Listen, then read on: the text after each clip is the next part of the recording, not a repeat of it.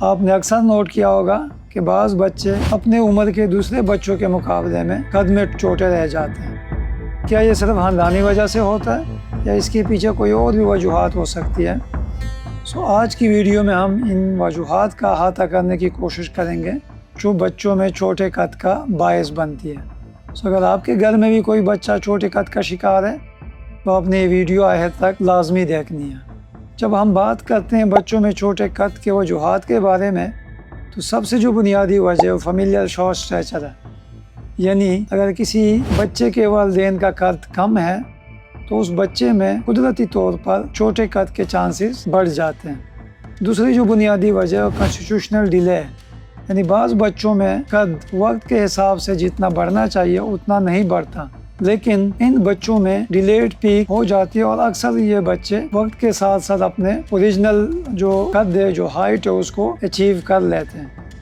تیسری جو بنیادی وجہ غذائی وجوہات ہے، یعنی پروٹینز، کیلشیم، وٹامن ڈی کی کمی چھوٹے قد کا باعث بن سکتی ہے۔ مختلف قسم کی ہارمونز کی بیماریاں جس طرح تائرائیڈ ہے، جس طرح سے ذیابیطس ہے، جس طرح سے آپ کے گروتھ ہارمون کی کمی ہے، یا جسم کے اندر سوڈو ہائپوپیرا تائرائیڈزم، یعنی ہائپوپیرا تائرائیڈ گلینڈ سے جو ہارمونز آتے ہیں ان کی کمی کی وجہ سے بھی بچوں میں چھوٹا قد ہو سکتا ہے۔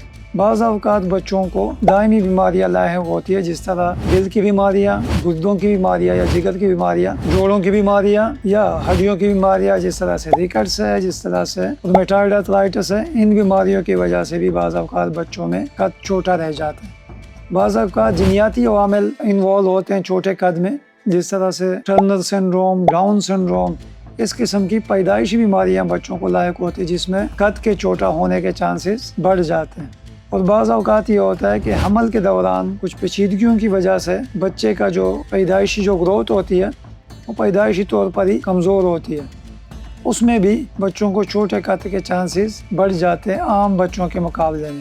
اگر آپ کے گھر میں کسی بچے کو چھوٹے قد کا مسئلہ ہے یا اس کی بلوغت لیٹ ہو رہی ہے، بالغ پن لیٹ ہو رہا ہے، یا اس کو وزن کا مسئلہ ہے تو آپ نے لازمی اپنے ڈاکٹر سے رجوع کرنا ہے۔ Thank you.